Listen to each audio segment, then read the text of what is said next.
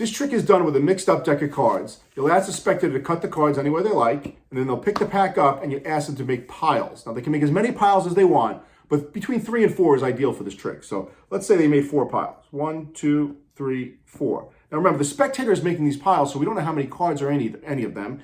And now we're going to ask them to select a pile. There's no force here. They can pick any pile they want. So let's say the spectator picked this pile. We'll get the other 3 out of the way. Then I'm going to ask them to estimate how many cards are in the pile. And they got to pick a number equal to or less than the number of cards in this pile. So let's say they guessed 4. I'm immediately going to say Queen of Diamonds. I think the 4th card in this pile is a Queen of Diamonds. And they'll count down 1, 2, 3, 4. Their mind will be blown when they see that I guessed it right.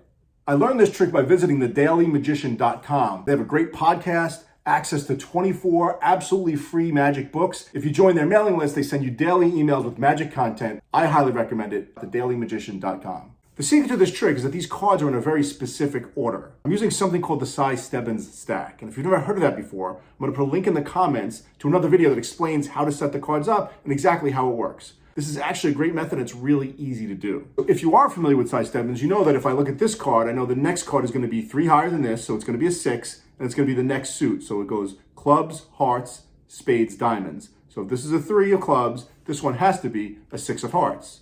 And then the next one has to be a 9 of spades. If you know what the next card is going to be, all you have to look at is the bottom card of the deck to know what the top card is, because technically that's the next card in sequence. So if I were to cut the cards and put them on top of each other, this would be the next card. If I randomly cut the cards and I got a peek at the bottom card, which I see is the 3 of diamonds, I immediately know that the top card, which would be the next card, has to be the 6 of clubs.